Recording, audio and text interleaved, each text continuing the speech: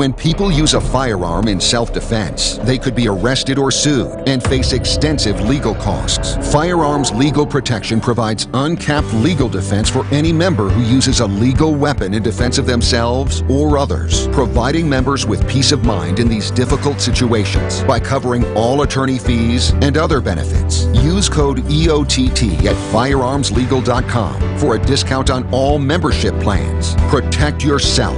We'll protect you.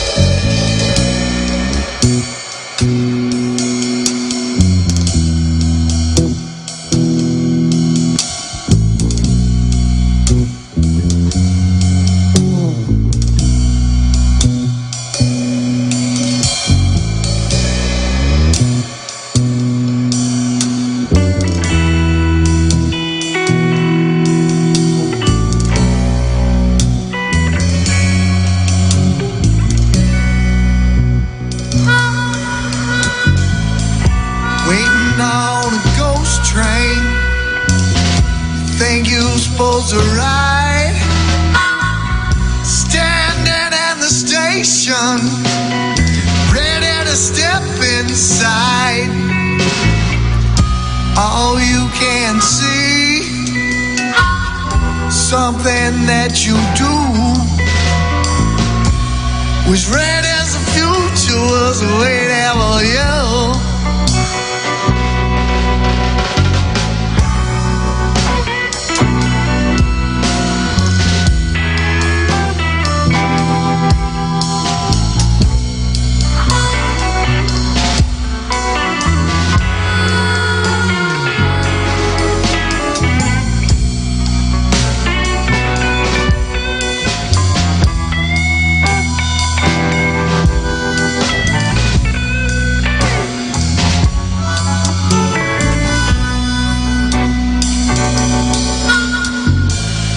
Train rolls in the station, you cannot make a move. Something inside you gives you heat, and then you know it's true. Is the fog lifting, or is it in your mind? You stand frozen as time unwinds.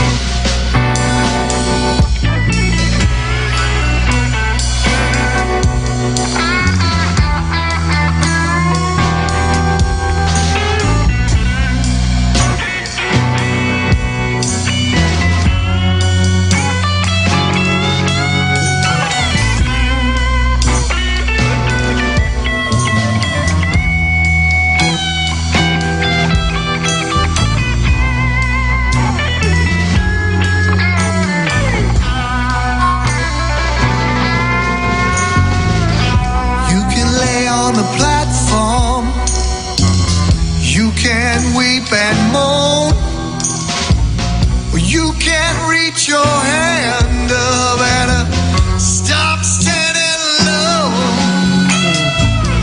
Let them take your hand as you lift your face.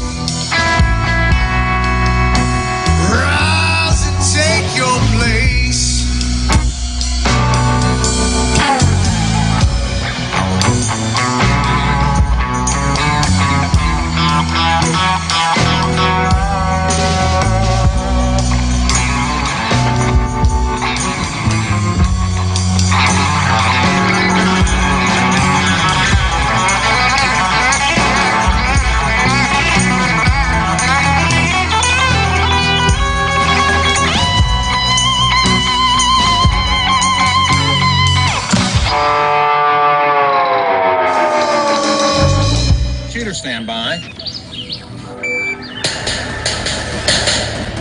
You hit the radio bullseye. And the home for everything Second Amendment, concealed carry, the latest gear, reciprocity, legislation, the right to self-protection. And it shall not be infringed. This is Eye on the Target Radio with your hosts, Rob and Amanda. So, hey there. Thanks for joining us to talk about guns, concealed carry, the Second Amendment, legislation, law, the Bill of Rights.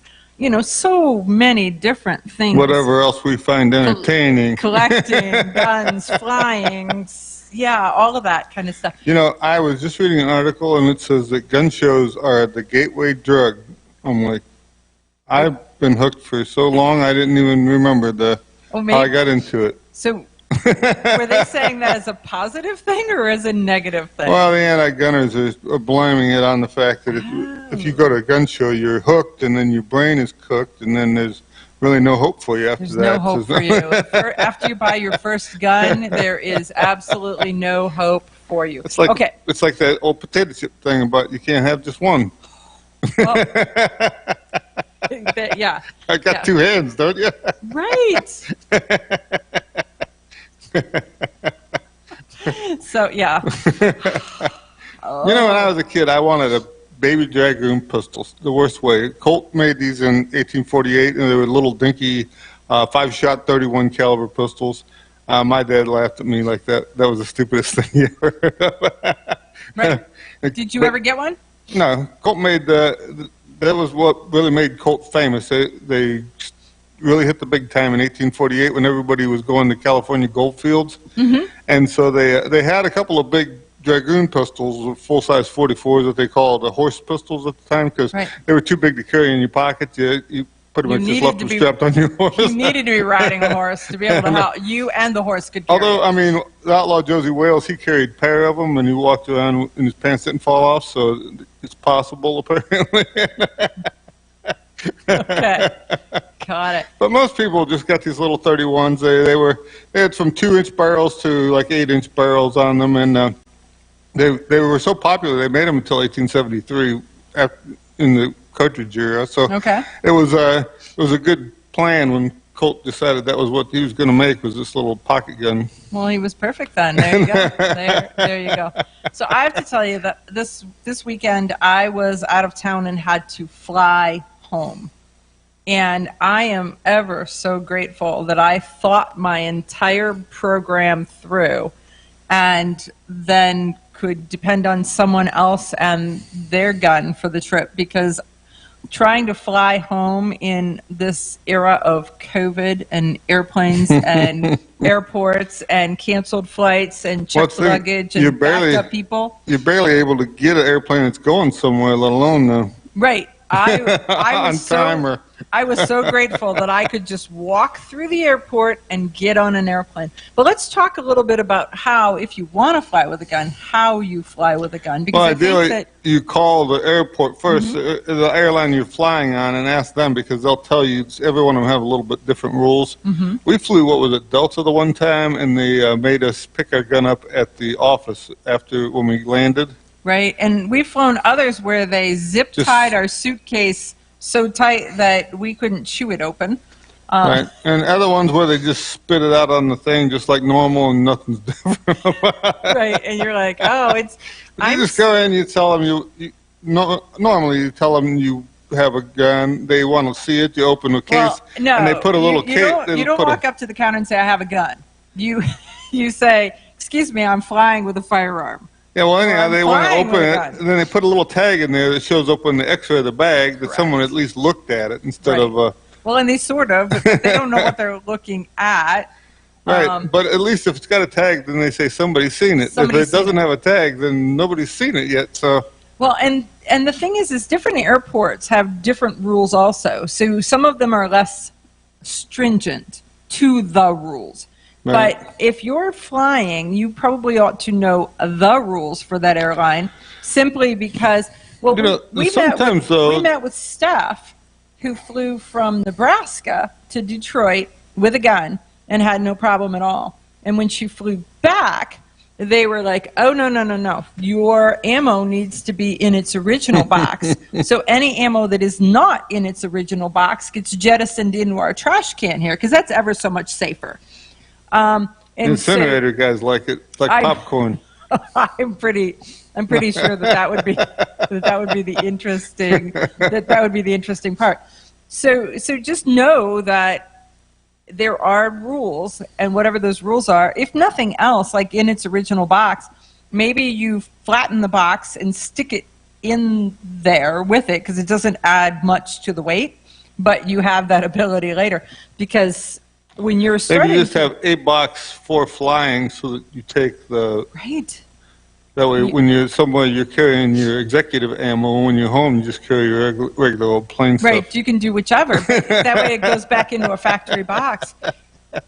Because she was carrying multiple magazines, and it was all premium ammo. And so when you start to look at premium defense ammo at $1 a round or more, and she had multiple magazines, so it's painful when you have to throw the stuff out. So she pitched $50 worth of ammo into the Detroit trash cans. You were going to shoot it at somebody anyhow, so what difference did it make? Well, just have to theoretically think of it as some type of test drill you were doing. It didn't save her. Well, maybe it saved her life. I was doing a drill. Who knew? I don't know.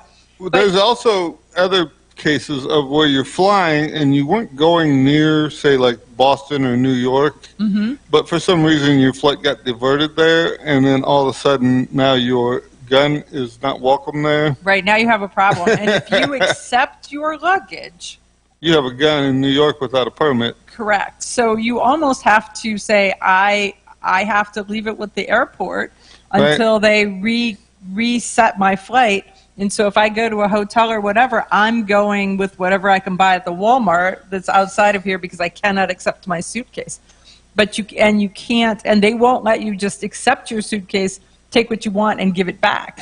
So you have to understand, really have to understand what the rules are for flying with a gun. And once you understand those rules, then it's not so hard, but you have to slow down, take the time, read the rules, ask the questions, and kind of guide.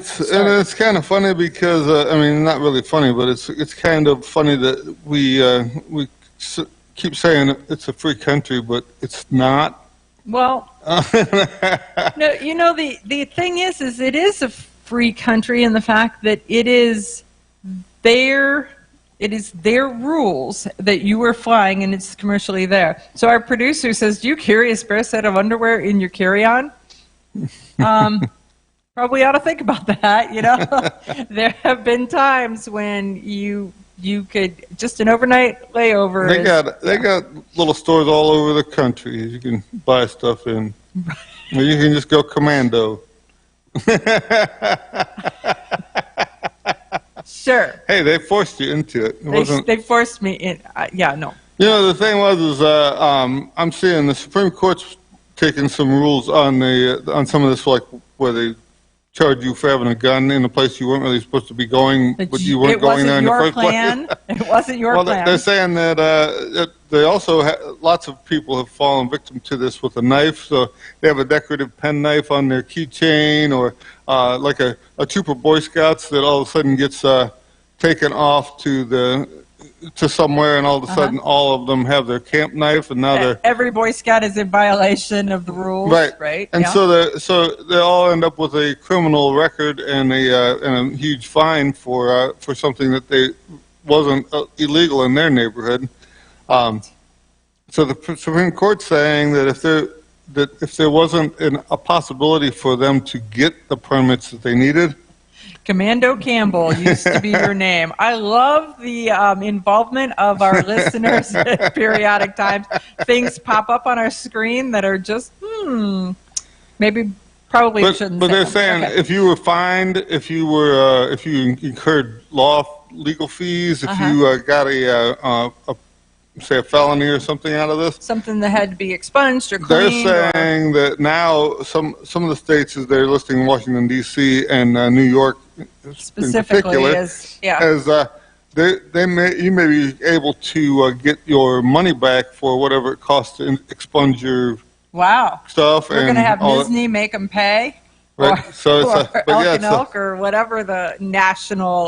but that's the thing is that that's going to be very painful for some of these jurisdictions that over the years have pinched millions of people for Right. basically a sideline to give them some extra cash. And it was extra cash, but it was punishment. So they were spanking them Right, they said, publicly. Is are what we they were safer doing. now that Boy Scouts are disarmed? So this is a Rob Morris article, and Rob Morris, just the way he looks at the world is with his dry, fact-based sense of humor, and he's just like, okay, so since they decided that we are going to disarm all Boy Scouts, we are going to spank all housewives who decided that they needed a gun to protect themselves and their family, all of that type of stuff. So hey, when we come back, we are going to talk about the history of Herb Parsons. Okay, you ask yourself, who is this Realize Firearms Awareness Coalition, and what do they do? Realize Firearms Awareness Coalition is a not-for-profit group based in Portage County, registered as a 501c3, and organized to educate about the historical intent of the Second Amendment to the Constitution of the United States of America, to share knowledge, to enable citizens to accurately relate and defend aspects of the U.S. Constitution, to enhance public awareness and support for responsible gun ownership, and to emphasize firearms education for women who facilitate the transmittal of constitutional awareness and gun ownership to succeeding generations. How do they intend to do that? By talking to you all and having you talk back, by hosting educational summits and events. So tune in, listen, and participate. RealizeFAC.com. Your front door, your car, your gun. Safety is a habit. Gun safety and responsible storage are no different, and the best way to help prevent accidents, misuse, and theft. Cable locks help keep firearms secured. Learn how to get a free firearm safety kit. Visit ProjectChildSafe.org. If you have a firearm, own it, respect it, and secure it. Brought to you by the National Shooting Sports Foundation and the Bureau of Justice Assistance. Shotgun with Charlie. I'm Charlie Cook from Riding Shotgun with Charlie. Conversations in the car about gun safety, freedoms, and even a few laughs. Imagine you're in the back seat listening to an intimate chat with me and my passengers as we drive all around the country. Listen, watch, and subscribe to the Riding Shotgun with Charlie YouTube channel and podcast.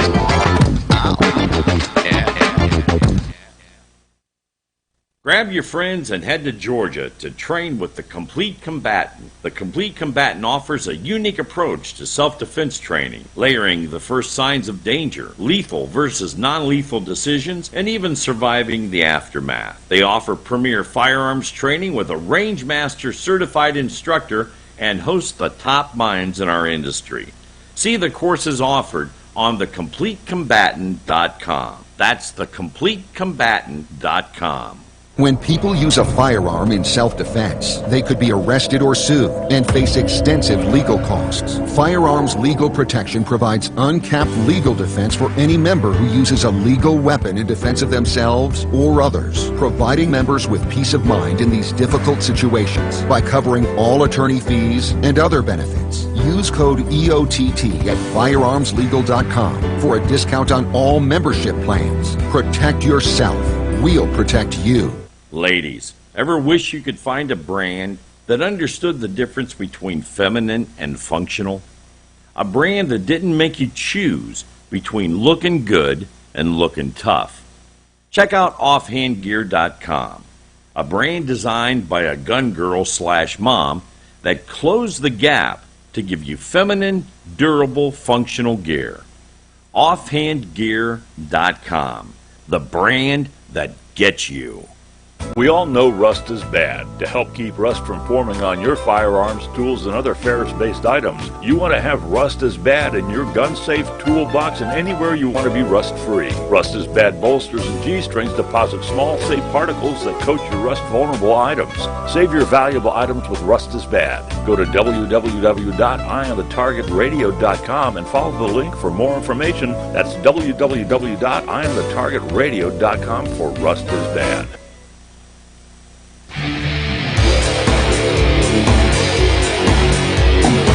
So, as we do every week, I have to say that I had a conversation with a guy named Mark today that, or maybe it was last night, it all blends together, that is like, I love the history section with Rob. I learned so much from the history section with Rob. And yet I'm thinking, Rob, what are we going to talk about? And you're like, I don't know. What are we going to talk about? But the thing is we start to point at something, and he's like, oh, I can talk about that. Oh, I can talk about this. So today we're going to talk about Herb the funny part is it's all boring to me. I mean, it's stuff I already know. So why there's nothing... Right. Well, the rest of us don't know it or don't know the pieces of it or the path through it, or you got to be a storyteller. And we know that, like, rifling is boring to you guys, and I'm sure standpipe ignition would be the same type of thing. So, right. So we're going to talk about Herb Parsons, and then we're going to, if you guys, any of the listeners or any of our YouTubers or Facebookers, anybody have something that they would like to know more about, you can always put in a request, and I can put it on the list, and that'll give him something to start to research and work on. Amanda gave me a book here about Herb Parsons, and if you guys have watched, remember Jimmy Stewart movie Winchester 73? In the movie, they took a washer and they put a piece of tape over it, I think a postage stamp, and then they threw it in the air, and he shot a hole through it. Actually, Parsons did that live on TV with a Winchester Model 71 for the So he got lined up to be in as the shooter in this. Right, so he just stood off to the side when they threw it up in the end, that he shot the hole in it while it was going on. Isn't that, I mean, think about it. It's flying in the air, flip, flip, flip, flip. So how can you time it to... Right, I mean most of us can't hit it, let alone time it. The throw is as important as the shot, and it's kind of funny because you watch some of the guys, I mean, you guys have seen like the videos of Bob Munden where he shoots a Coke bottle and that. Before internet and the television and all that stuff, these guys used to travel around the country. The Wild West shows from the 101 Ranch and Buffalo Bill Cody and all that stuff, they would come to your town, set up a tent, do all the stuff, and they would bring buffalo and horses and everything, and they'd run around standing on the back of the horse, shooting things and throwing stuff, and it was all feats of amazement, right? Skill and amazement. Right, and a lot of times they did it in these little tents in town with the birdshot in their guns because it was not as hard on the town when all the bullets were coming back down. Well, there is but that. But also, it wasn't as hard on their tent either. So they could be inside their big top, and the shot didn't have enough power to penetrate the tent. To get out of the tent. So everybody appreciates the fact that it didn't get out. But they could do it with real bullets, but they just did it with birdshot loads because of the shorter range that they had to worry about what was going on behind their So Herb Parsons, his function, he was actually hired by gun companies to travel around to do feats of amazement. He was put to a show with Ed Topperwin in 1935. He went to a show with who? Ed Topperwin was a Winchester shooter. Okay. Ed and Plinky Topperwin traveled the country shooting for Winchester. And I believe he's from Kentucky or Tennessee, somewhere. Anyhow, they come to the town. He went and watched it, and he thought he could do that, and that was the easy road to life for the rest of his days, was just trick shooting.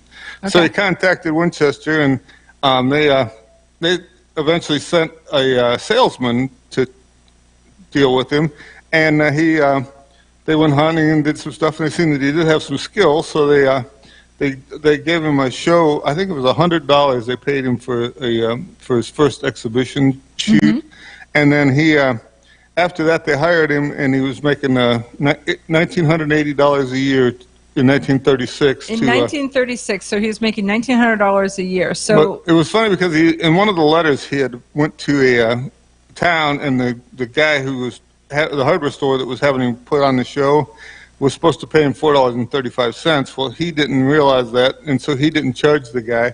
He tried to get Winchester to pay the $4.35. They told him, we're already paying you $6.05 a day, that you need to get that from the other guy. So the other guy was supposed to pay that. It's not. So I'm looking this up to see what the average wage was. And so an average hourly wage was 45 cents an hour. And so that's $900 a year, about somewhere right about there. So he was making double what the average wage was. And so when you're looking back in hourly statistics, they say that that extreme high pay was $1 an hour, and so that would be $2,080 per year. So he was making almost, I mean, what we would consider now, high-end six-figure wages. Well, in the 50s, he would come to your town. He had a station wagon, 49 or 50 Oldsmobile station wagon with the big shotgun shells on the top that had loudspeakers and everything. So he'd come to town and announcing, kind of like on the Blues Brothers movies, to vote for somebody or whatever. That he was here and here's what he was doing. And he's putting on a show at the end of town or whatever. And the big shotgun shells actually they opened up and all of his stuff was in there. So his guns and ammo and targets and everything stored in these. Well, that's kind of cool. But his purpose was to sell guns. And so did he carry the guns, or did the local hardware store carry the guns? The local hardware store carried the guns, and so he worked in conjunction with the local vendors, and then they would book a place in town where he could set up his stuff and his shooting event and everything. And so he would show up, stop there, and then he would drive around town for sometimes 2 days in advance to tell about the show and that. And then they would go out and do different things. During the war, he was able to show them the way to shoot a Tommy gun. He went to the White House and told them that he could increase their hit ratio from the way that the military was teaching the guys to use Tommy guns at the time.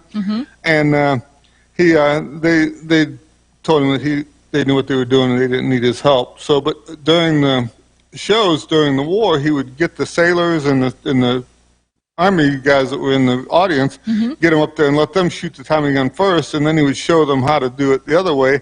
And it was documented that he could easily increase their hit ratios 80-90% with the. Isn't that amazing?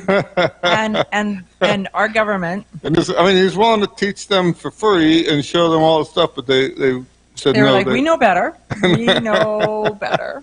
And there's so much of the we know better. So. Right, and he put on these shows until his time of death in 1959. So he was traveling the country doing these trick shows all over the place with the. It's pretty cool. The book is actually written by his two boys, and so they put together it's the life and times of Herb Parsons, the showman shooter. And so it's a really interesting book because there's actually scanned letters and things like that in it too. Hey, when we come back, we're going to have Robyn Sandoval from A Girl and a Gun.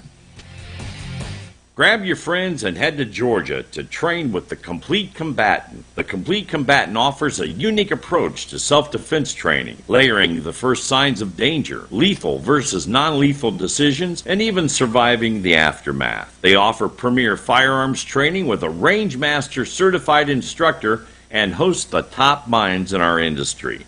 See the courses offered on thecompletecombatant.com. That's thecompletecombatant.com.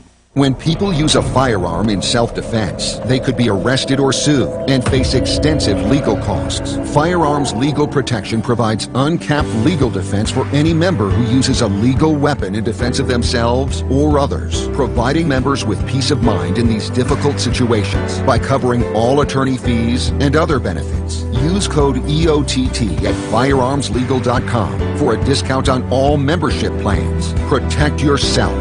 We'll protect you.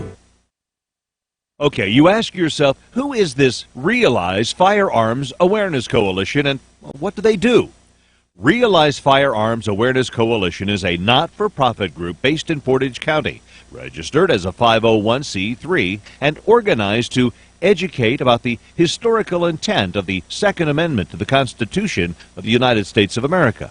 to share knowledge, to enable citizens to accurately relate and defend aspects of the U.S. Constitution, to enhance public awareness and support for responsible gun ownership, and to emphasize firearms education for women who facilitate the transmittal of constitutional awareness and gun ownership to succeeding generations. How do they intend to do that? By talking to you all and having you talk back, by hosting educational summits and events. So tune in, listen, and participate. RealizeFAC.com. This is Cheryl Todd of Gun Freedom Radio, and I am proud to join Amanda Suffolcool and all the 50 women, one from each state, in our grassroots efforts to protect the Second Amendment as delegates of the DC Project. Grassroots organizations like the DC Project run on donations, so please consider donating to our GoFundMe/DC Project to keep the promise of freedom alive. Shotgun with Charlie. I'm Charlie Cook from Riding Shotgun with Charlie. Conversations in the car about gun safety, freedoms, and even a few laughs. Imagine you're in the back seat listening to an intimate chat with me and my passengers as we drive all around the country. Listen, watch, and subscribe to the Riding Shotgun with Charlie YouTube channel and podcast. Ladies, ever wish you could find a brand that understood the difference between feminine and functional? A brand that didn't make you choose between looking good and looking tough. Check out offhandgear.com, a brand designed by a gun girl/mom that closed the gap to give you feminine, durable, functional gear. Offhandgear.com, the brand that gets you.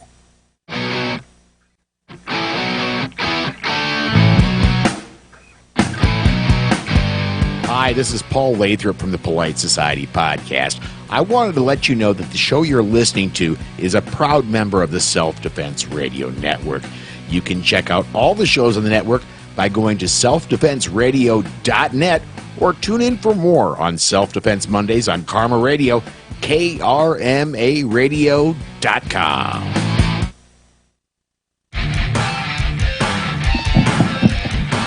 Okay, we are back, and this is our guest segment. And today I am ever so pleased to introduce you to a friend of ours that has done amazing things for shooting and women shooters and the shooting industry as a whole. And that would be Robyn Sandoval, who is the executive director of A Girl and a Gun. And A Girl and a Gun is not centuries old. And it is making centuries old worth of efforts and differences in people's lives. It's pretty darned amazing. So welcome, Robyn. Thanks for joining us on Eye on the Target Radio. Yeah, thanks for having me. I'm sorry for those of you who are watching, see me on this kind of prison phone look, but gotta love technology. I'm telling you, we have choices. We could have a picture of Robyn, and then we could have her on the phone, or we could have a video of Robyn, and it's just how it works because we're connected between the video section. The prison phone thing just makes her look human, I think, instead of. Even better. It just works. We've all been tethered to a short cord and not right. able to.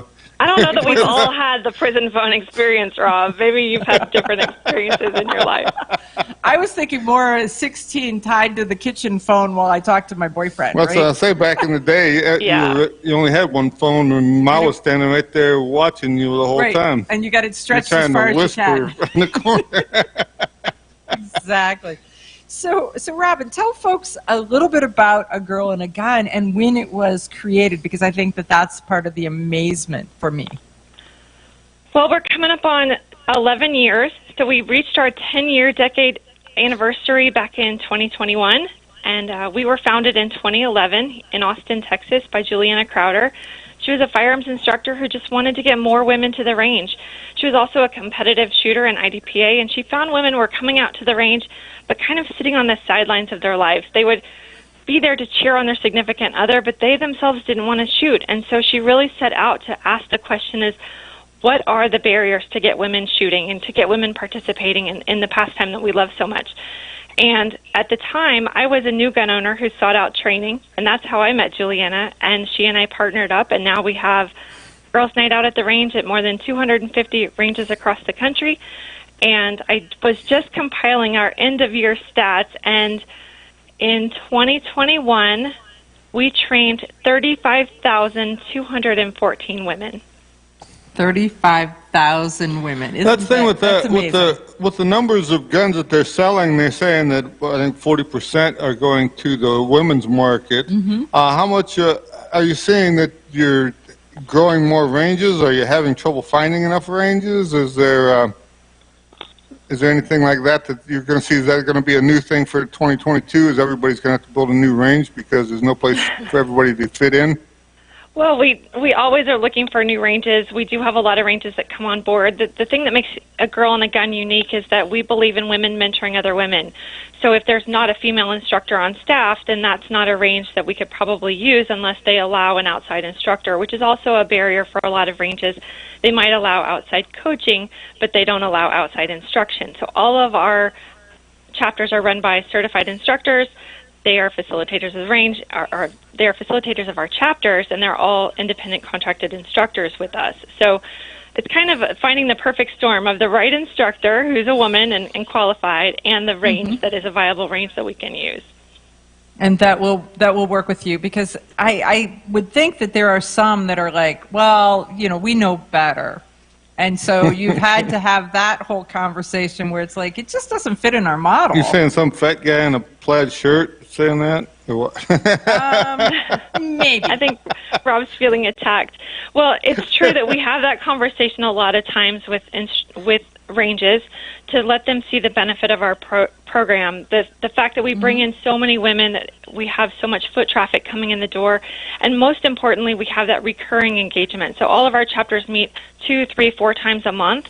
So this is bringing in women that may come, twice a year, or may come just infrequently, or sometimes regularly, but because we have regularly scheduled events, it brings in that constant engagement, that confident consumer, ladies who want to take additional classes, want to buy range memberships, want to pay range fees.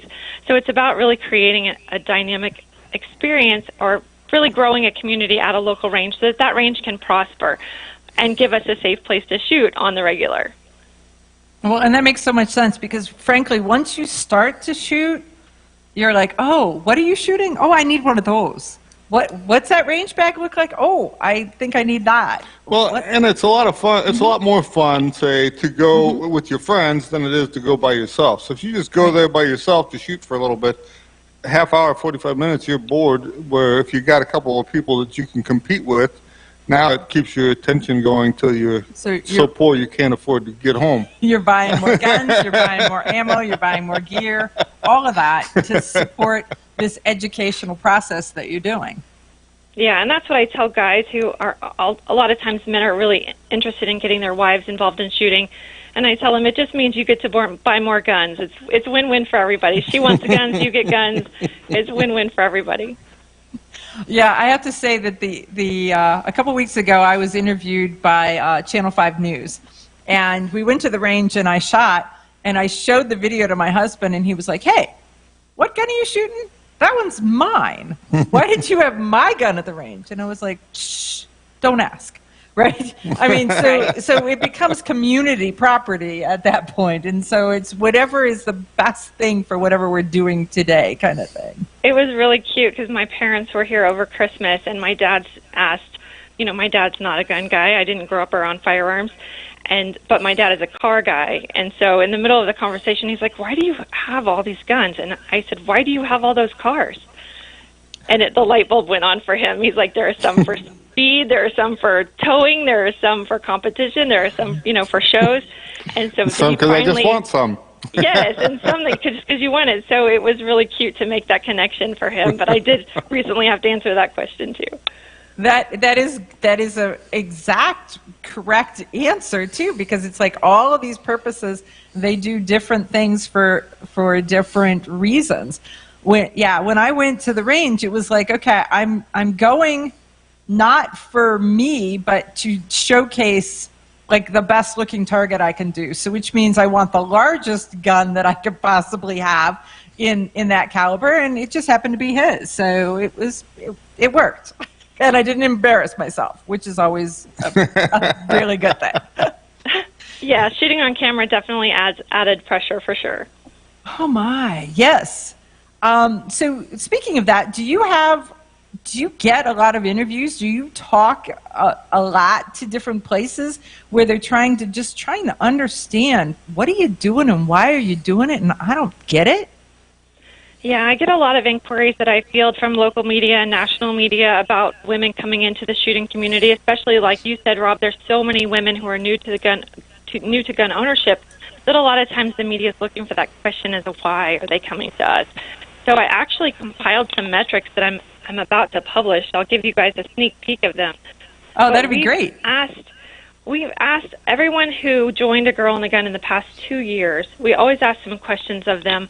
What spurred you into gun ownership, and what spurred you into wanting training and to be part of a gun club? So those are two separate questions, but typically kind of aligned in their mission.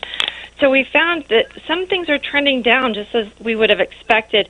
So a year ago, a lot of people joined or became a gun owner because they feared riots, mobs, civil unrest, those kinds of things, and also the pandemic, uncertainty of access to essentials. And we're seeing both of those reasons trending down as life kind of gets back to this new normal and things open up again, or it's just not on people's radar as much.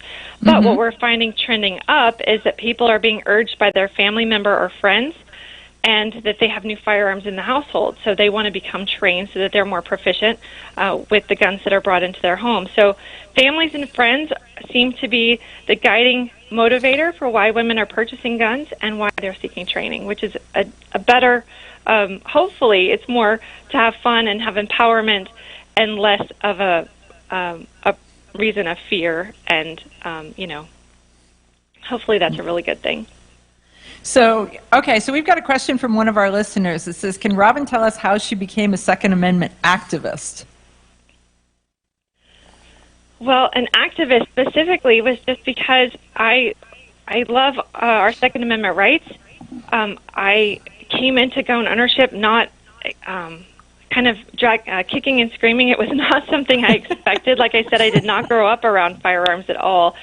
But I was watching the aftermath of Hurricane Katrina back when that happened, and I saw a modern American city become debilitated overnight. And I decided, there was a moment, actually, that changed the course of my life. I saw a mother at the Superdome hand her 2 small children to strangers who were getting on a bus to Houston, and she said, "Please take them. I'll try to find you in a few days." And my heart broke for her. And I turned to my husband with tears in my eyes, and I said, what do I have to do that's never me? That no matter what happens, we can stay together as a family. And I decided I was going to store peanut butter and tuna fish, and we were just going to hunker down if anything happened in our city. And my husband turned to me and he said, if people are that desperate, someone's going to kick in our door for our peanut butter and tuna fish. How am I going to stop them? And after arguing for gun control my entire life, I suddenly had no argument. I realized that it was my responsibility to protect my children. And so often in terms of gun advocacy and speaking with members of Congress, I've just been really blessed to have really great friends that want to go to the Capitol and have these conversations. And I'm not afraid to have hard conversations. I've shared that with lots of people that over the years you have to be unafraid to have hard conversations, and that includes conversations about my children's safety at school, what the school is doing to harden the school and make sure that they're protected, TAC med training for my children. We just have really age-appropriate, important discussions, and I found that advocacy was kind of the same way. It's just kind of a piece of it, and it makes sense because it's once you're convinced, then it's like, okay, I'm going to share my opinion, and here's why. So that's really what happens to how you become an advocate. So Robyn, hang on. We'll be back right after this commercial break, and we're going to talk more about A Girl and a Gun and how people can get involved.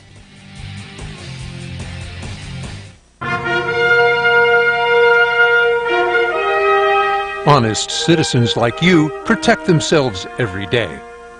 We talk about it every week on the Self-Defense Gun Stories podcast.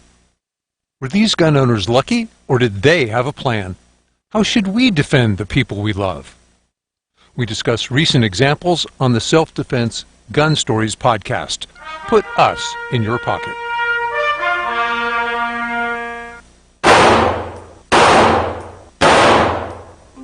Hi, I'm Janelle Westrom, owner of Davenport Guns and Davenport Shooting Club. At Davenport Guns, we do so much more than sell firearms. We advocate for increased personal safety and security, not just for you, but your whole family and community. Go to davenportguns.com to see our online inventory and browse videos, articles, and things we just find entertaining. Sign up for our newsletter to learn more.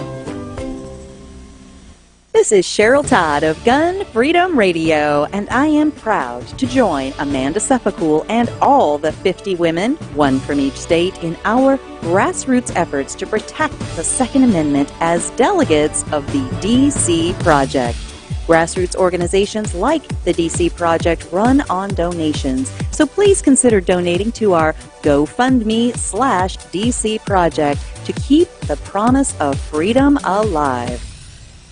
Ladies, ever wish you could find a brand that understood the difference between feminine and functional?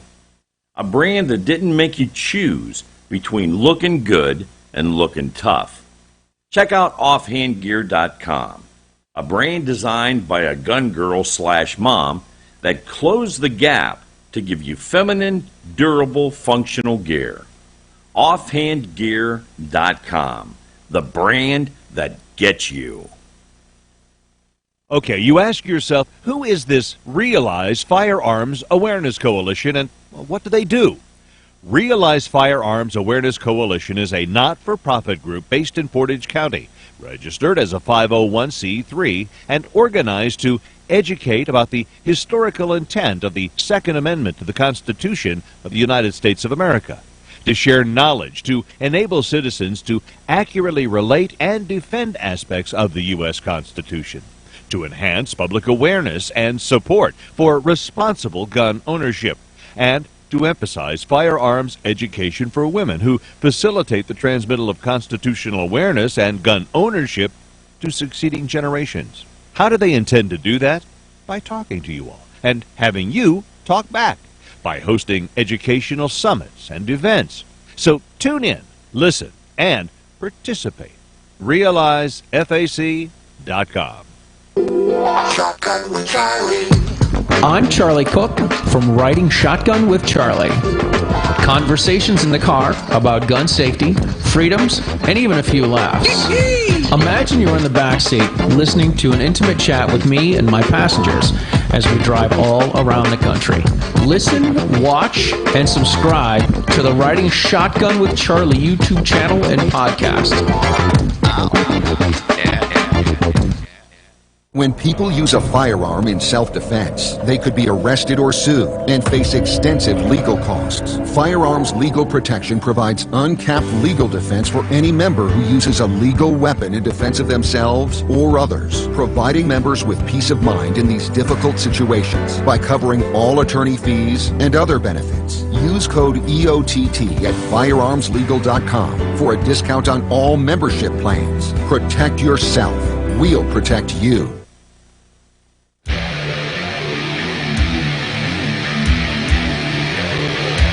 Okay, so we're back with Robyn Sandoval,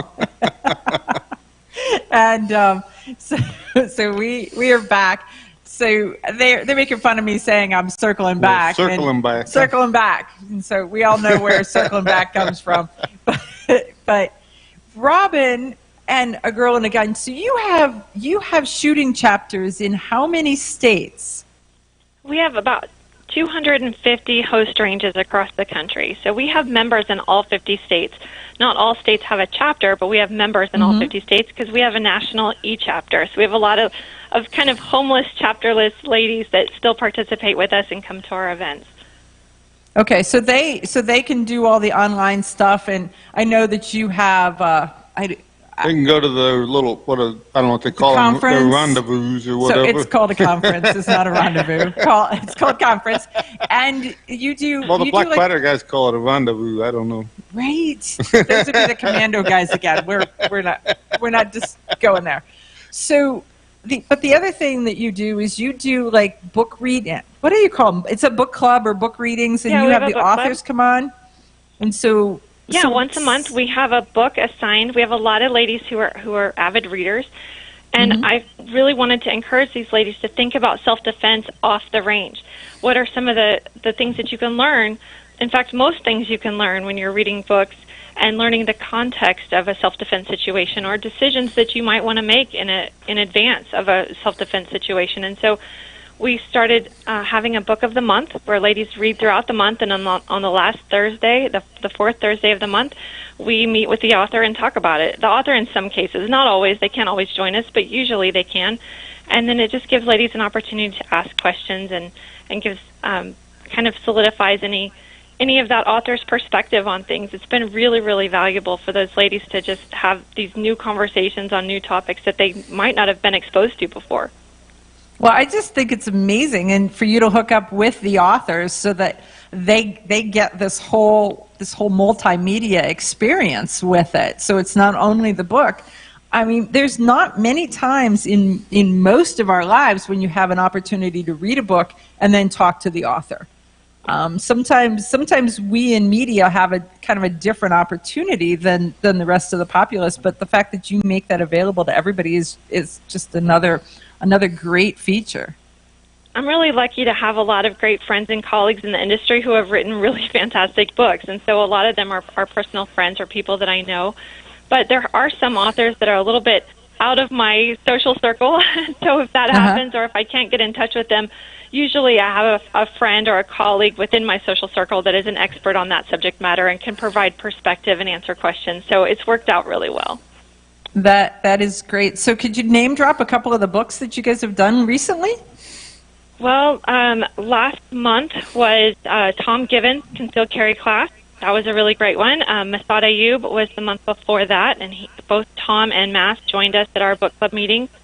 There's been so many. We started last summer, so we were about a year and a half in, and I just published the books for this coming year. So everybody's hitting up Amazon and trying to find their audible books so that they can be ready for discussions coming up in the next couple months.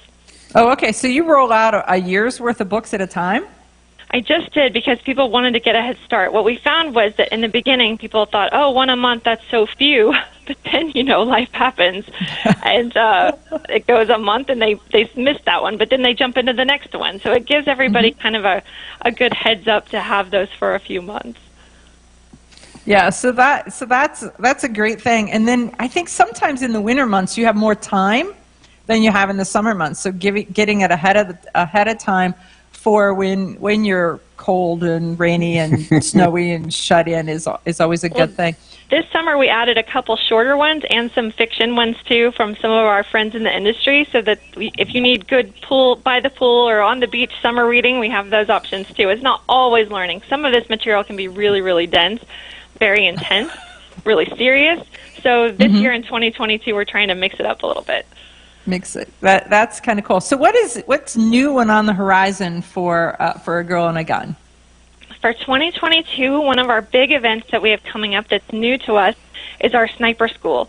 We're taking groups of women to the mountains in Colorado, and we're going to be shooting at targets over 1.5 miles away. And that's going to be really fun because not only will we do the marksmanship and all the rifle craft, but we're actually going to be doing some camouflage, advancing, different alternate positions, actual sniper stuff. So that's really cool. Oh, that is cool. Now, so that's in addition to the standard stuff that you do, which is also pretty darn cool. So talk a little bit about your shooting diary, because I know that a couple years ago you created this and you were so proud of it. And I have heard nothing but positive things from anybody who has decided to participate and to use the diary or include that into their shooting journey. Yeah, so it's our shooting journal, and it's kind of our member roadmap. So in the beginning of the journal, it has, well, I call it our Candyland chart, but really it's a roadmap of what skills have you achieved and what skills do you have yet to master or to practice and then master. So based on where you are on your little Candyland chart, it tells you different drills that you can do. We have different drills, dry fire and live fire, every month for all the different colors on our little Candyland roadmap. And so it really gives level appropriate, skill appropriate training for you to do. But not only does it kind of celebrate where you've been, but it gives you a clear path of where you have to go and what skills there are to learn. Because so often new gun owners just jump in and they think these static targets at an indoor range, okay, I'm good. That's the end-all be-all of self-defense.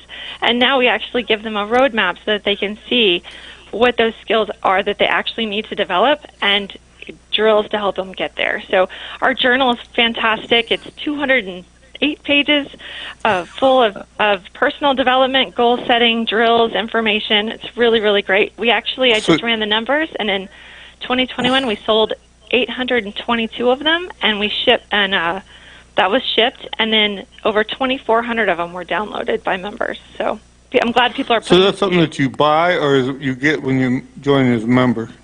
All members of A Girl and a Gun can download it for free, but if you want it printed, color bound, it's really pretty. You can get it, and we'll mail it to you. Then you can buy it, and yeah. So that's pretty cool. So 2,400 downloadable copies. So people are working through it, and then 800 have signed up. That's pretty neat. I personally am a book junkie, and so whether I got the bound blank books that you can write things in, I'm like, ooh, look at how pretty this is. And so the journals and things that give you step by step in pieces is just one of those things that it's like, oh, I think I love this. But I know that you tied the Candyland map to when they go to conference, what color are they, what level are they, where are they in their journey, so it makes it clear to them and to you, and it's measurable as to where they are, so you're not surprised when they get to conference. Is that a piece of it? Yeah, it's a great personal assessment for someone to know where they are skill-wise, and it really helps us when they come to our events like conference for us to be able to communicate with the instructor team who's coming to your class and what skill level are they proficient with. For example, all of our new shooters, they're amber. That's our color track for new. And this is where they go over, gun safety, parts of the gun, pistol manipulation, working malfunctions, just general basic marksmanship. And then our blue shooters, moving on our color track, our blue shooters are a little more advanced. They usually work from an indoor range. They might be really great marksmen, might have great bullseye targets. But then moving into green, we start working with holster proficiency, and then 4, we start building, in orange, we start building speed. So depending on where you are in that journey, it helps us help you. So how can they find you? We've got 30 seconds. Find me at agirlandagun.org, or I'm on Facebook, Instagram, Twitter, all the social things at A Girl and a Gun Club. Okay, A Girl and a Gun Club and a girl and a gun.org. So check it out. If you've got a female in your world, or if you are one, look at what A Girl and a Gun has to offer and get involved, because if you get off the sofa, you go, it'll be social, it'll be great. So Robyn Sandoval, thank you very much for joining us on Eye on the Target Radio. See you. Okay, you ask yourself, who is this Realize Firearms Awareness Coalition, and what do they do? Realize Firearms Awareness Coalition is a not-for-profit group based in Portage County, registered as a 501c3, and organized to educate about the historical intent of the Second Amendment to the Constitution of the United States of America, to share knowledge, to enable citizens to accurately relate and defend aspects of the U.S. Constitution, to enhance public awareness and support for responsible gun ownership, and to emphasize firearms education for women who facilitate the transmittal of constitutional awareness and gun ownership to succeeding generations. How do they intend to do that? By talking to you all and having you talk back, by hosting educational summits and events. So tune in, listen, and participate. RealizeFAC.com.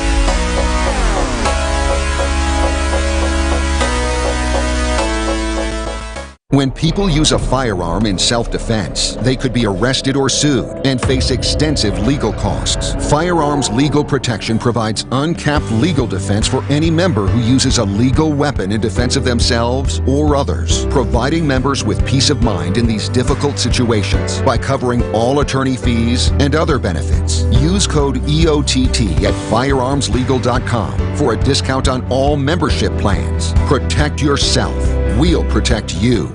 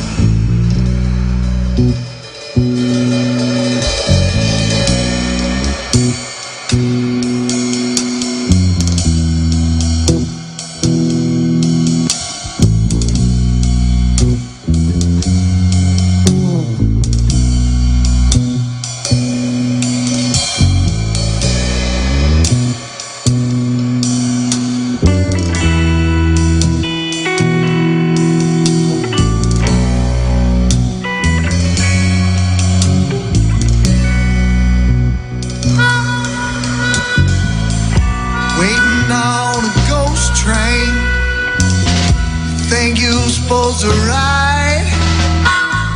Standing in the station, ready to step inside. All you can see, something that you do, was red as the future was waiting for you.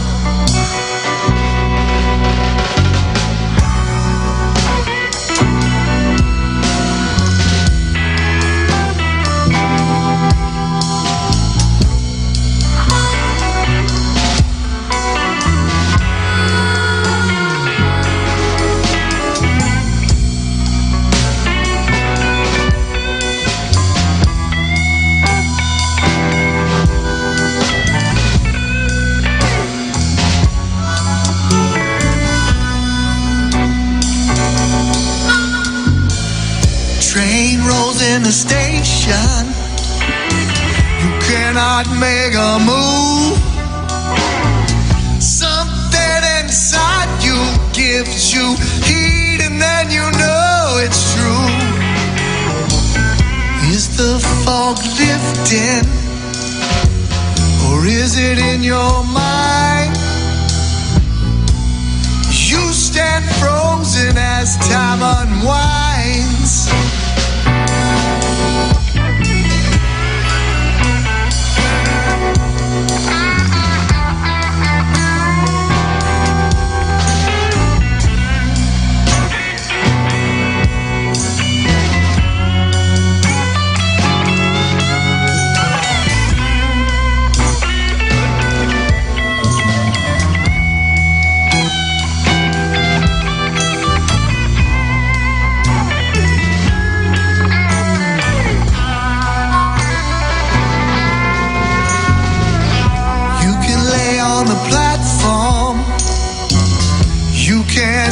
And moan, you can reach your hand up and stop standing alone. Let them take your hand as you lift your face. Rise and take your place.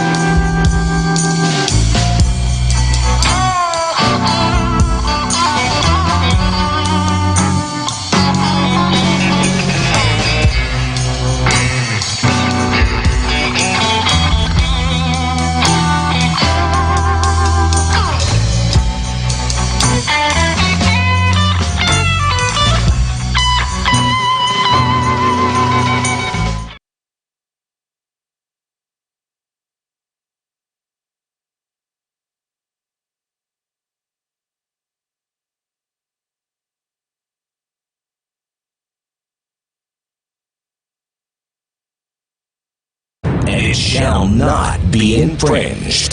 This is Eye on the Target Radio with your hosts, Rob and Amanda. So, folks, we are back, and if you're enjoying the video version of our show, I want to give a shout out to our video producer and to book author and former friend John Petrolino, in addition to our video producer Paul Lathrop for some pretty funny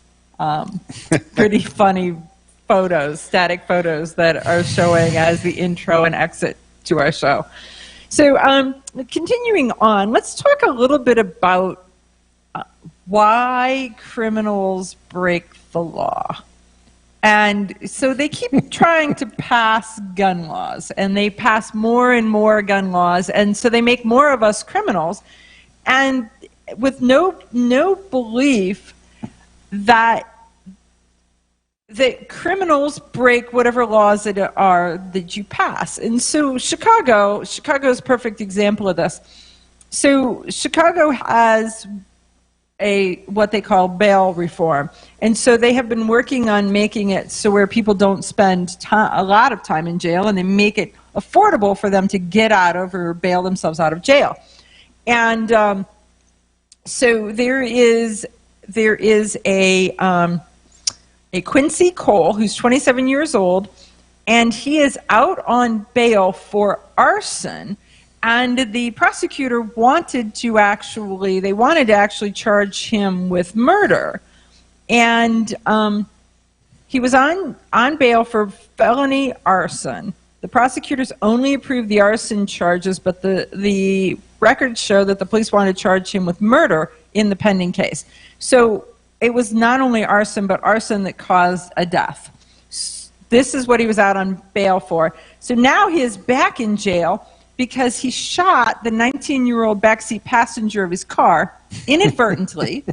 He didn't intend to shoot the 19-year-old passenger, and he says, I didn't intend to shoot the 19-year-old passenger in the backseat of my car. I was aiming at the 68-year-old in the car beside me. And it's funny because the 68-year-old says that the window actually rolled down, so was the guy hand cranking it down when the guy in the front seat shot him? There's so many power windows now that there's very few people who have hand crank windows. Well, so let's just then assume, why would your head be in the way if maybe he was trying to look to see what was happening. I don't know, but obviously the 19-year-old in the back seat leaned forward at the wrong time. Everybody's had a passenger where you're trying to look right and then you're trying to look left and then you go to look right again, and the only thing you see is your passenger's face looking at you. We've all seen that movie Pulp Fiction where John Travolta's got his gun and he's trying to make a point by shaking it in the other guy's face in the back seat. There you go. Well, in this case, so he wasn't dissuaded by the fact that he burnt down a house. He's on a felony conviction. He's on a felony prosecution for arson.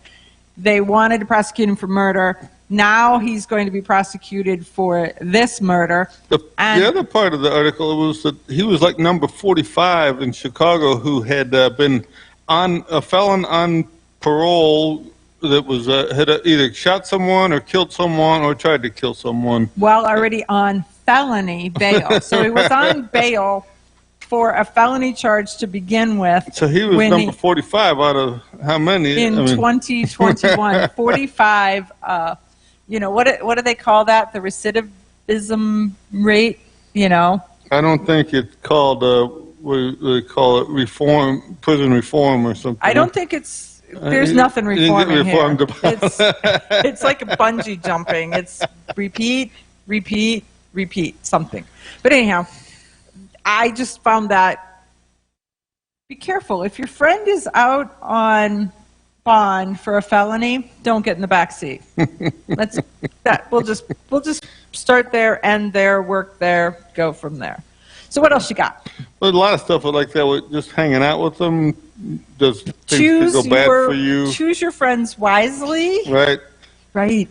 Well, Nevada court says that ghost guns, their law that they're trying to pass was intentionally vague.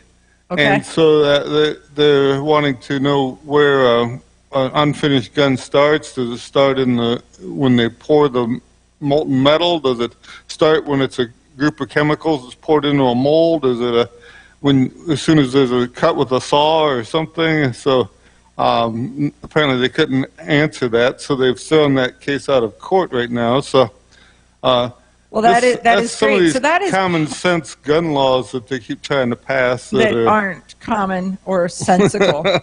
So this is in Polymer 80 is kind of the front runner in this, and so that is a company that you're going to hear that name and keep hearing that name because they actually are in the business of, and they're taking a stand and holding that stand. Well, the thing is across the black powder guys have always just bought their parts and bolt their thing together and made themselves a gun.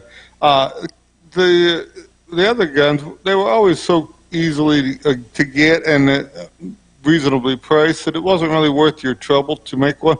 I mean, there's nothing that says you got to go and buy Polymer 80's parts. You can just look inside of your head at what you think it should look like and build one. I mean, Carbon Williams did it. John Browning did it. There's hundreds of people who there's a lot of people come who've up done with their own but thing and did it. That way you don't have to. Are the same. There's a lot of the same people who have no idea how to get a McNugget out of a chicken. So to say here's a block of wood and metal. I don't think that those people are buying the Polymer 80 thing either. Okay. So I mean, if your mechanical skills are trouble you getting a box open, you don't buy something that you have to use multiple hand tools to get it up and running. There is that. But like I say, I mean, some of their rules are getting so bizarre. I mean, for a while there they were looking at charging, I think it was $25,000 if you had a milling machine. Right. I mean, pretty soon my hands are going to be like Barney Fife. I'll be registered with the FBI as a lethal weapon. And if you can't have a milling machine because you might build a gun, but what happens if you're going to use it to build a car or a motorcycle or right, or how many ramp shops? How many shops got 40 of them in a row where they're making parts every day for all different kinds of things? Airplanes and Keurig coffee machines and whatever else. All of that. Yeah. So yeah, it's some of this stuff when they say common sense gun laws and that it's not really all that common sense, and then they use other words. What are they in common use? I mean, as Robyn was just saying, there's such a huge increase of guns. Every one of them's getting to be in common use because they're going up 5 million at a time every year. Right, so. and you can't. Yeah, you can't buy this one, so you need to buy that one. So, frankly, if they build them, they will come because it's going to be in common use. On my Facebook stuff, some of the people, today's the 2nd of January, so like, I have made it this far without buying a gun this year. Celebrate. I made it all year. You know, it's funny. I go to the gun shop. I don't intentionally plan on buying a gun, but sometimes it happens, and you don't know how it happened. Now, see, I'm that way with the Snickers. Don't make me stand in that line and look at that whole... People will say, like, what are you looking for? I'm like, I don't know till I see it. Once I see it, I'll know it right away. When I see it, we owned a gun shop for years, and very few people could come in the door and say, I'm looking for, say, a Remington 700, 24-inch barrel, 7mm Magnum. I want the BDL version with this and that. Because most of them are like, I want to do this. Right. What will do that? If I want to go hunting and I need a rifle, go to there, look at the rack, and think, that one looks like it'll do the trick for me. And it's like, you got to wait for the Serene to call you out and say, this is me. Well, the answer is, this is what I want to do with it, which is, I think, probably better than this is what I want. I mean, this is what I want to do with it. It's sort of like when you go looking for a car. I know I want this or I want that, but when you go into a dealership, when you go into a dealership, most people say, the only thing I want is I don't want 4 doors and I don't want silver, and they come out driving a silver 4-door when they're done. Wait, I think we know exactly who that is. It wasn't me, but yeah. But I mean, that's the thing is, few people are actually driving the car that they closed their eyes and envisioned when they went to the car lot to pick one out. Well, Susan Hansen is probably the only one I know, and she waited 2 years. When you go to the gun shop and you buy one this week, then next week you go back and make it right and buy the right one, and then you go back the next week and buy the next right one. Well, there is a lot of that where you have. When I get this rifle, I really like it, but it kicks so hard. I need one just like it, but doesn't kick quite so hard, so I can shoot it more. Because of I that. didn't know the feature that I was looking for until that feature kicked me in the side of my face. That would be it, because you don't know what you don't know until you find out that other people's guns don't kick them in the side of the face. You got to buy a lot of stuff to make an informed decision. Other people's guns don't kick them in the side of the face, so I think I want one like that one. We'll start there. We'll be back right after this.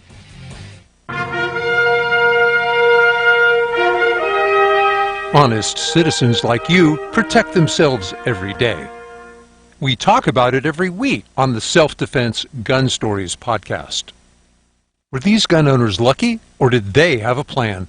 How should we defend the people we love? We discuss recent examples on the Self-Defense Gun Stories podcast. Put us in your pocket.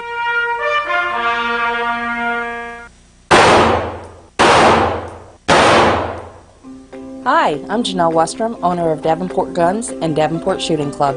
At Davenport Guns, we do so much more than sell firearms. We advocate for increased personal safety and security, not just for you, but your whole family and community. Go to DavenportGuns.com to see our online inventory and browse videos, articles, and things we just find entertaining. Sign up for our newsletter to learn more. Your front door, your car, your gun.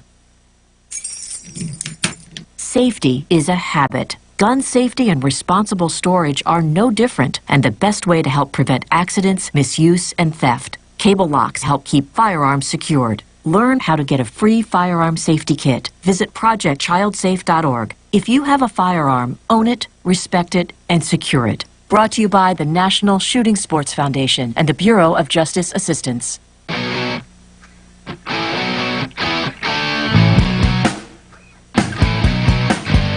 Hi, this is Paul Lathrop from the Polite Society podcast. I wanted to let you know that the show you're listening to is a proud member of the Self-Defense Radio Network.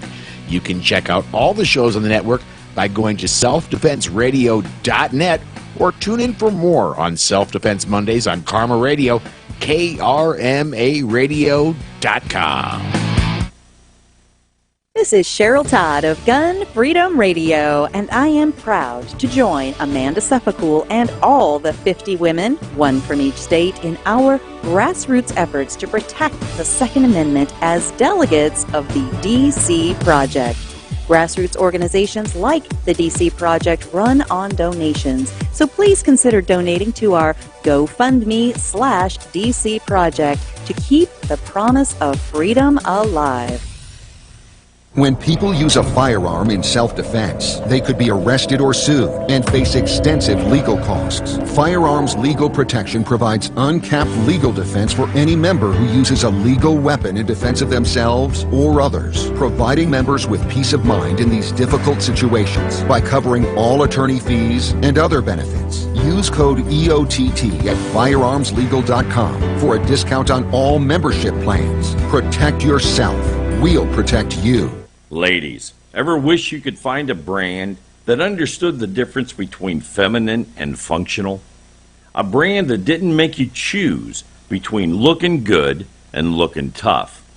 Check out offhandgear.com, a brand designed by a gun girl/mom that closed the gap to give you feminine, durable, functional gear. Offhandgear.com, the brand that gets you. We all know rust is bad. To help keep rust from forming on your firearms, tools, and other ferrous-based items, you want to have Rust is Bad in your gun-safe toolbox and anywhere you want to be rust-free. Rust is Bad bolsters and G-strings deposit small, safe particles that coat your rust-vulnerable items. Save your valuable items with Rust is Bad. Go to www.eyeonthetargetradio.com and follow the link for more information. That's www.eyeonthetargetradio.com for Rust is Bad. Okay. We're back. We're back. And some of these So, yeah, my video producer says that we have an opening for a video producer because it works very cheaply. Right. I'm pretty sure I'm not going to be able to replace him for what we pay him. Right. So there is that. So, folks, it is always so enjoyable to just have different stuff happening as we go. As we're talking about the stories, we're talking to people, we're seeing stuff come across our screen, we're seeing stuff come via our phones. So it's like multimedia interaction that is just so interesting. Because we not only have Eye on the Target Radio, I do a Friday night show called Women for Gun Rights. Our shows are on TV in addition to being on the radio, so you can find us in a variety of places. And then if you're brave enough, you can actually like friend Rob Campbell on Facebook, and you'll then get his quirky humor. It's just a little... It's not fit for radio, we'll just say that it is just a little quirkier than that.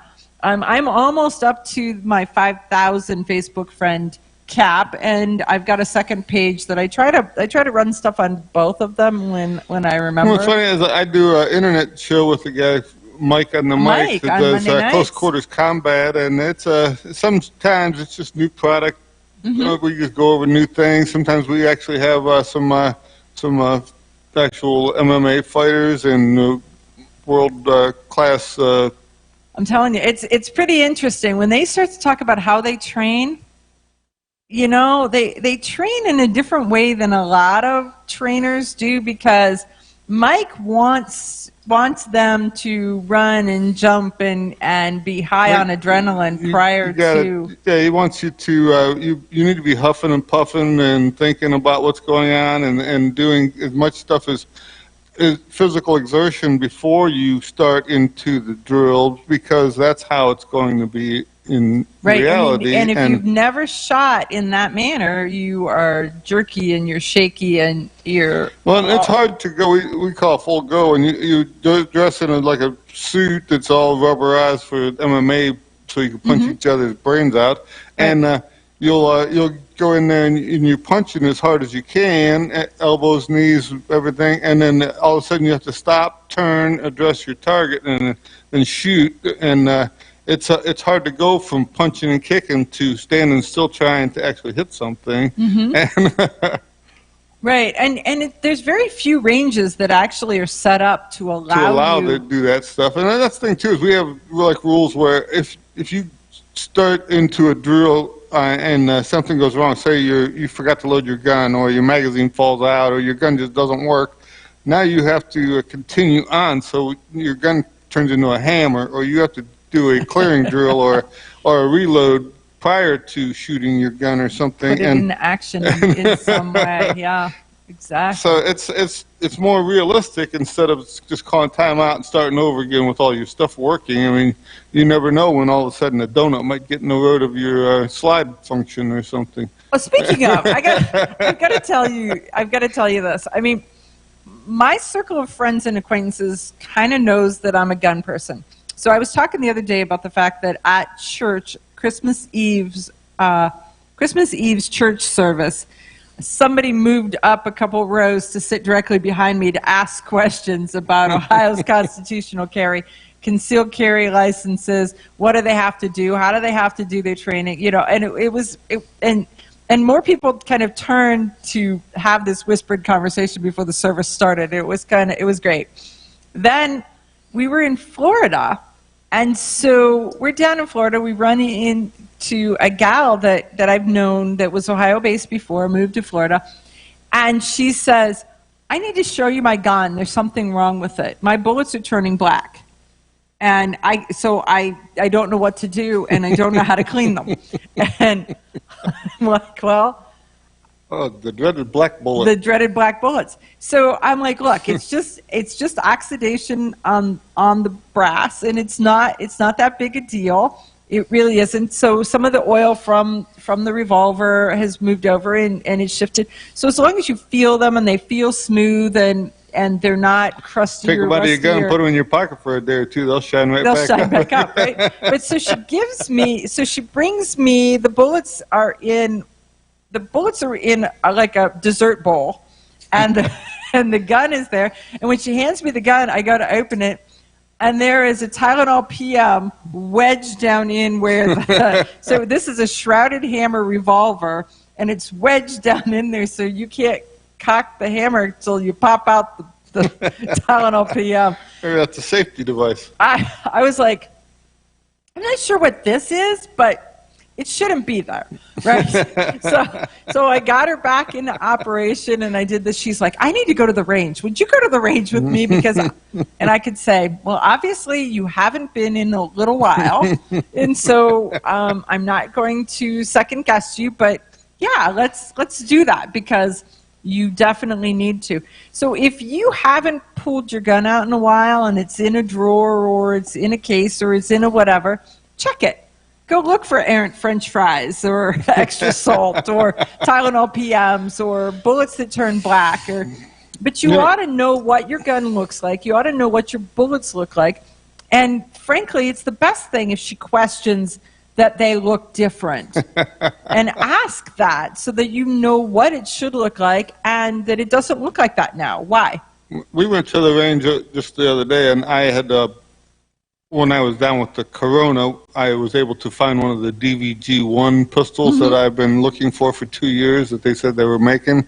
Okay. Apparently, they're not. When we come back, you're going to tell about that because we are going to a commercial break, and I don't want to cut you off in the middle of that. We'll be right back. Oh, we will not be right. Well, we will be right back because we're still here because I'm a minute off. You got a minute to talk. Sky Pistol had announced 2 years ago they were making this DVG pistol, and it's basically the same pistol, just the trigger was different. They put a striker fire mechanism into it, using basically like a Glock, a modified Glock system, and so that was the biggest problem with the old Sky was that the trigger pull was so atrocious and such a long pull that very few people could master it. And so I've been looking for one of these and finally was able to get my hands on one. And it's just a plain Jane brown or black one with no special things. But I shot a lot of rounds through it the other day. And besides the trigger's not like a Glock, besides they say it is. Okay, you're going to have to talk about that when we come back. Grab your friends and head to Georgia to train with the Complete Combatant. The Complete Combatant offers a unique approach to self-defense training, layering the first signs of danger, lethal versus non-lethal decisions, and even surviving the aftermath. They offer premier firearms training with a range master certified instructor and host the top minds in our industry. See the courses offered on thecompletecombatant.com. That's thecompletecombatant.com. When people use a firearm in self-defense, they could be arrested or sued and face extensive legal costs. Firearms Legal Protection provides uncapped legal defense for any member who uses a legal weapon in defense of themselves or others, providing members with peace of mind in these difficult situations by covering all attorney fees and other benefits. Use code EOTT at firearmslegal.com for a discount on all membership plans. Protect yourself. We'll protect you. Okay, you ask yourself, who is this Realize Firearms Awareness Coalition and what do they do?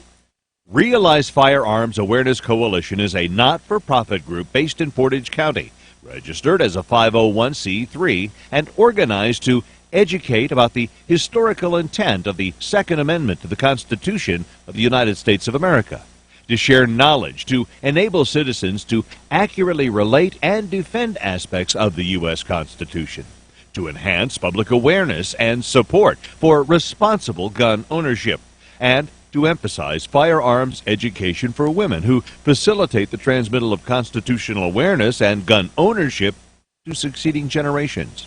How do they intend to do that? By talking to you all and having you talk back, by hosting educational summits and events.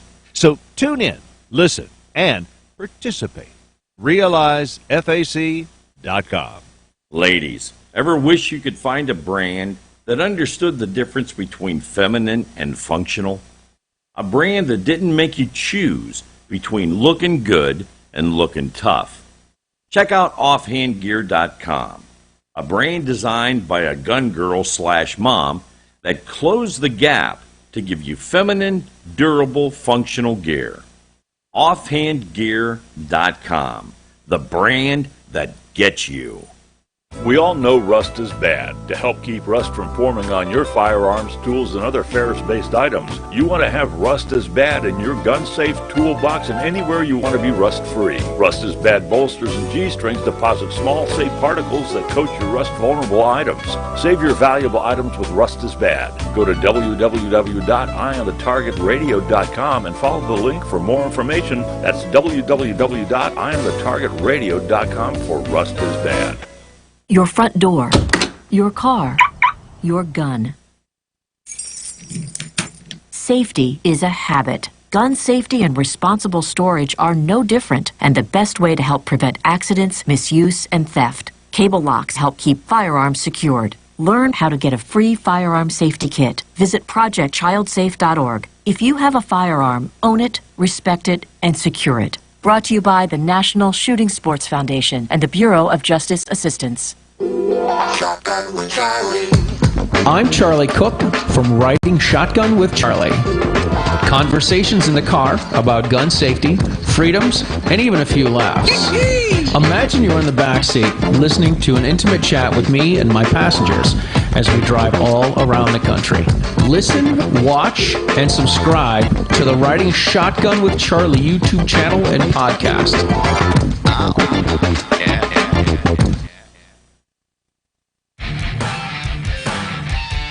Okay, so we're back. So now, when you started to talk about that gun, now you've got it. How does it compare? What do you think? Well, I've been shooting a FNS, which is I got no problems at all with my FN. I love that gun. It shoots all the bullets in the same hole and stuff.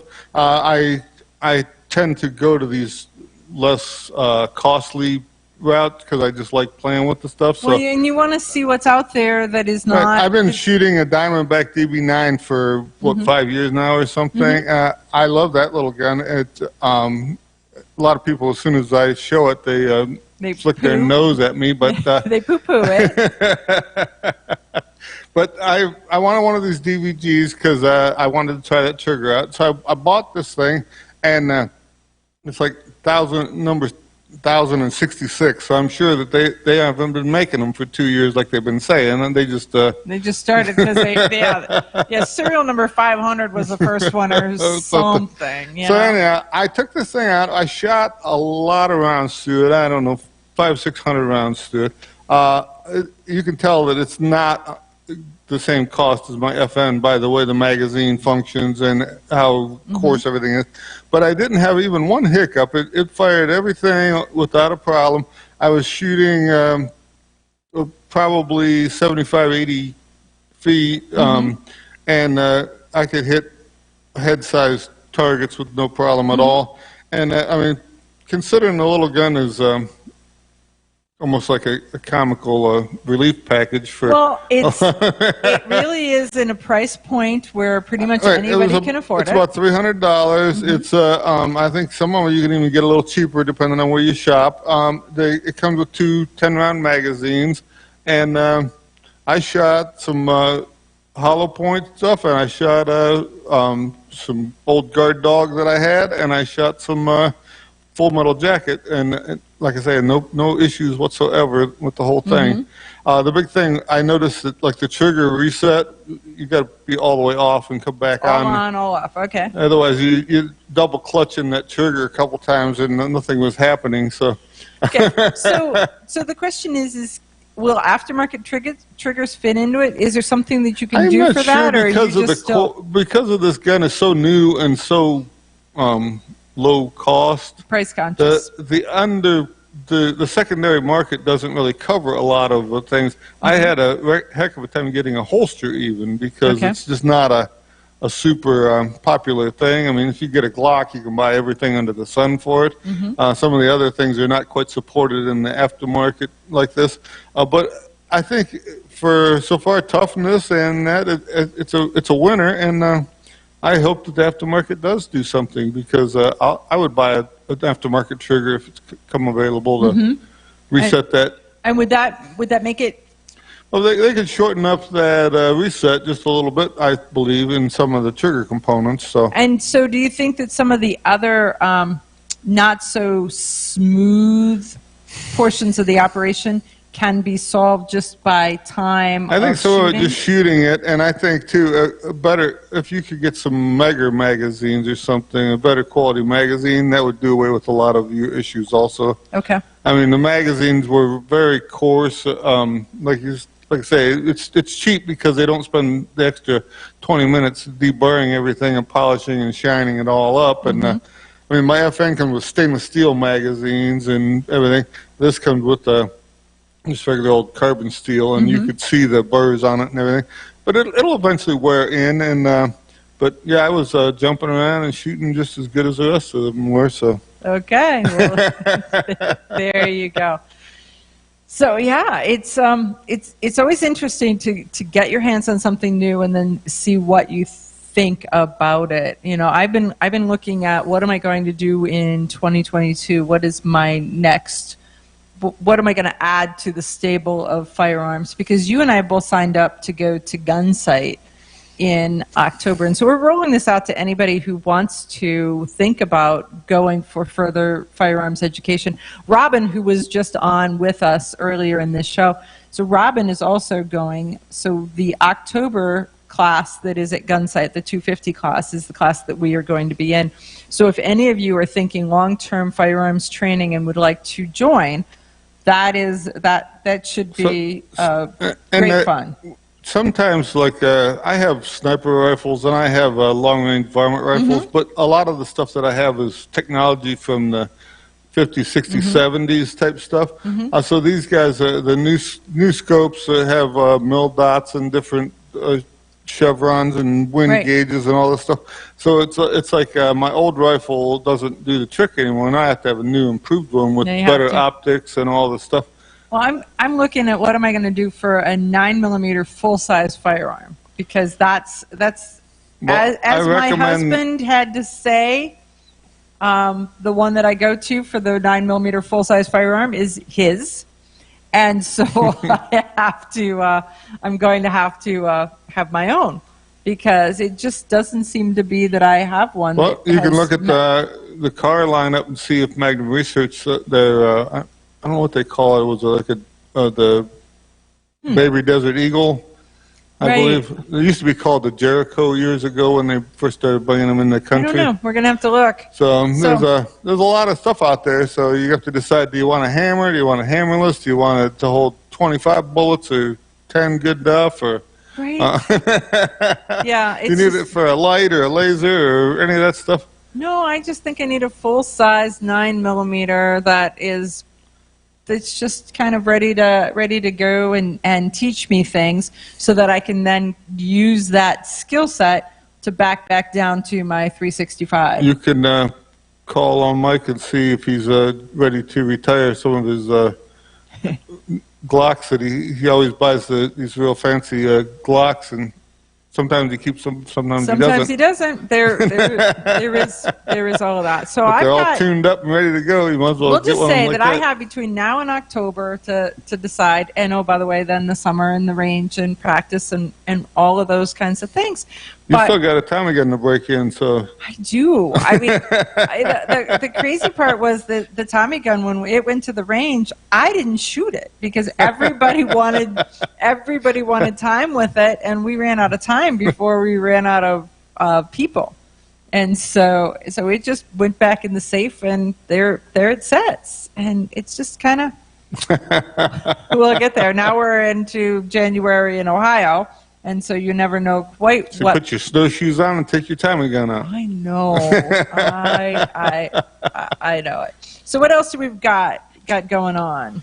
What do we got? Well, here's one about the favorite anti-gunner laws, where they tell you that they're not going to take your guns away from you, and they're lying.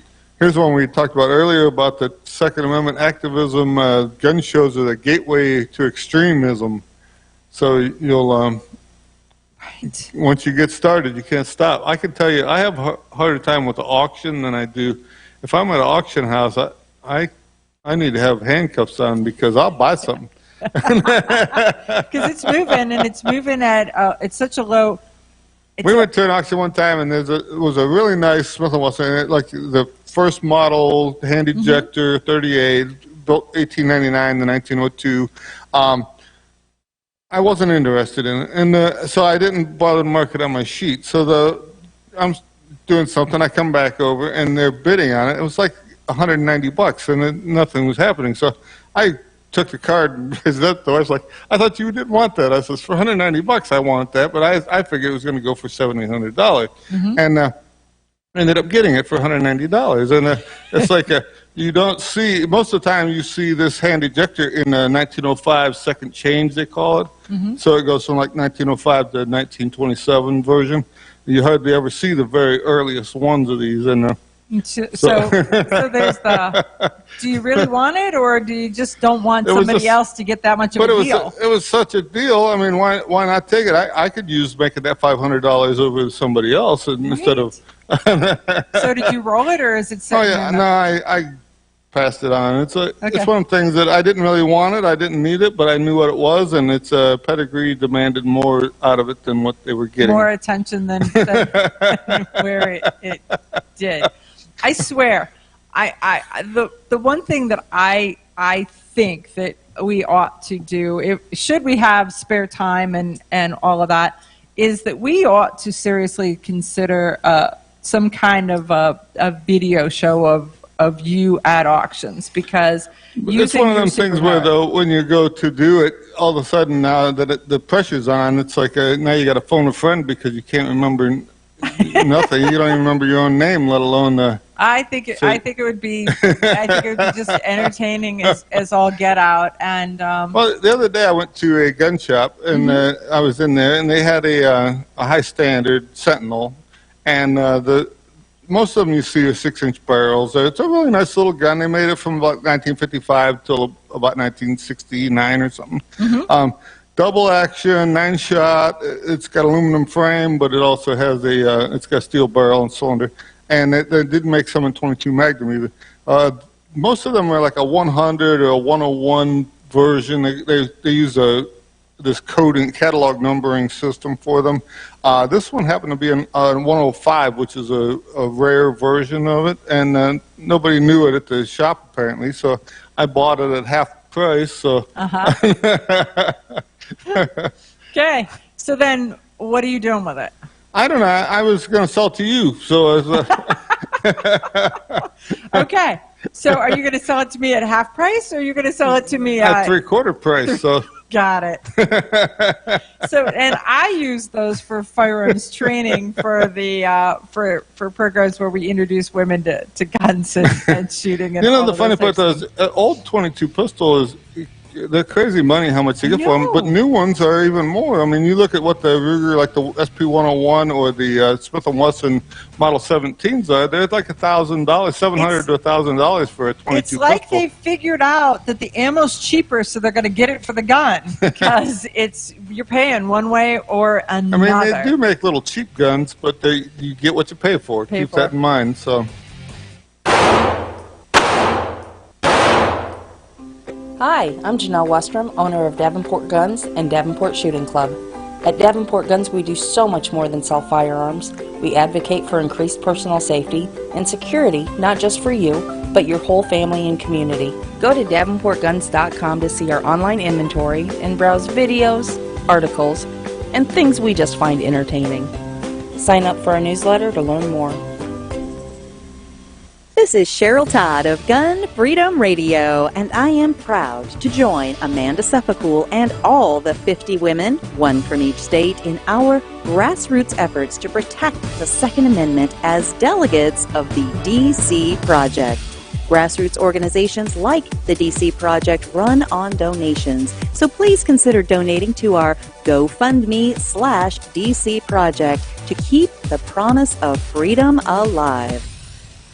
Ladies, Ever wish you could find a brand that understood the difference between feminine and functional? A brand that didn't make you choose between looking good and looking tough. Check out offhandgear.com, a brand designed by a gun girl / mom that closed the gap to give you feminine, durable, functional gear. Offhandgear.com, the brand that gets you. We all know rust is bad. To help keep rust from forming on your firearms, tools, and other ferrous-based items, you want to have Rust is Bad in your gun-safe toolbox and anywhere you want to be rust-free. Rust is Bad bolsters and G-strings deposit small, safe particles that coat your rust-vulnerable items. Save your valuable items with Rust is Bad. Go to www.eyeonthetargetradio.com and follow the link for more information. That's www.eyeonthetargetradio.com for Rust is Bad. Okay, you ask yourself, who is this Realize Firearms Awareness Coalition, and what do they do? Realize Firearms Awareness Coalition is a not-for-profit group based in Portage County, registered as a 501c3, and organized to educate about the historical intent of the Second Amendment to the Constitution of the United States of America, to share knowledge, to enable citizens to accurately relate and defend aspects of the U.S. Constitution, to enhance public awareness and support for responsible gun ownership, and to emphasize firearms education for women who facilitate the transmittal of constitutional awareness and gun ownership to succeeding generations. How do they intend to do that? By talking to you all and having you talk back, by hosting educational summits and events. So tune in, listen, and participate. RealizeFAC.com. Your front door, your car, your gun. Safety is a habit. Gun safety and responsible storage are no different, and the best way to help prevent accidents, misuse, and theft. Cable locks help keep firearms secured. Learn how to get a free firearm safety kit. Visit projectchildsafe.org. If you have a firearm, own it, respect it, and secure it. Brought to you by the National Shooting Sports Foundation and the Bureau of Justice Assistance. Grab your friends and head to Georgia to train with the Complete Combatant. The Complete Combatant offers a unique approach to self-defense training, layering the first signs of danger, lethal versus non-lethal decisions, and even surviving the aftermath. They offer premier firearms training with a range master certified instructor and host the top minds in our industry. See the courses offered on thecompletecombatant.com. That's thecompletecombatant.com.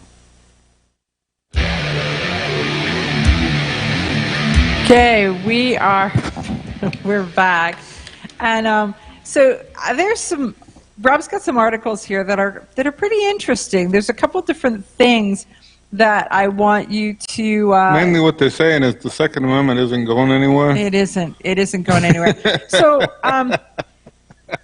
So USA Today had written a news article there, and I'm going to use air quotes in the news portion of this news article because the title is "Down the Barrel of a Gun: How Second Amendment Activism Can Be a Gateway to Extremist Ideologies." Right? And then, so this guy, Will Carlos, writes this. And he's talking about the Atlanta Gun Show, held over the weekend in late September, had everything that one might need for a coming apocalypse or a civil war. Here they go. They mention flamethrowers again, and I don't have one. Flamethrowers, hundreds of rifles, thousands of handguns and knives, body armor, survival kits, and medical supplies. That's what you're going to see. And so he goes into this whole thing about guilt by association, and he starts to talk about the fact that there's paperback copies of the Anarchist Cookbook, and Two-Component High Explosive Mixtures is a book that he found on the counter. And then in the middle is a man proudly displaying Nazi memorabilia. And so because guilt by association, if you are interested in history of those things, not that we agree with the with where they were coming from, you cannot erase history. You cannot. Right. Some of their equipment was high quality, so if you just need something that's usable, it was very usable. And then too, some of that stuff is quite rare and valuable, and it's not getting any better. So down the road, it's going to be rarer and more valuable as it. But the way that we're going right now, they're going to have to destroy it all, sort of like when they destroyed the General Lee, because how dare they have that? I mean, and for you to say I need to crush a helmet for a paratrooper helmet, I mean, they're quite expensive for a German issue paratrooper helmet. Right. It's history, kids. It's history. We'll just go there. And so here's where this smear tactic in his articles come, and this is what I want you to hear. The vast majority of gun owners are law-abiding citizens, but I'm going to go off script for a minute. Remember when they told you that you could say any compliment you wanted to say, but when you put "but" after it, it negated all of that and went on? The vast majority of gun owners are law-abiding citizens, but experts and former members of extremist far-right groups have said that a passion for gun rights often serves as a gateway to radicalization, one eagerly exploited by recruiters and leaders of the movement. So if you want a gun, if you have a gun, then you can be exploited by leaders of right-wing, far-right extremist organizations because you have a passion for gun rights. Remember, it's rights. It's the Bill of Rights. I think that some of it, extremists, in them trying to make some of these groups look bad, make them look more interesting, and so that they actually help. If they didn't mention them at all, nobody would hardly know they were out there, let alone that they. Right. The vast majority of protests were peaceful, but the vast majority of houses didn't burn down, but all of that. The vast majority of the wheels stayed on your car, but that it's when you get to that codicil that it changes.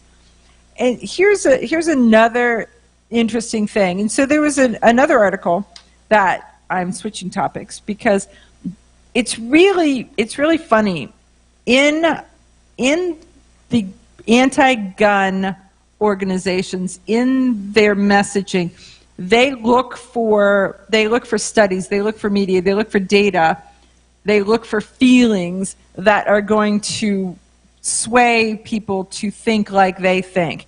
And if there are studies and there is information that is counter to that, the media works on... Dr. John Lott's, almost anything he says? Yeah, they work on silencing that. They work on shutting that down. So, they work on the lock keep honest people honest routine. It really is. And I want to talk on that for a minute too, but we'll get back to that. So in Massachusetts, they had...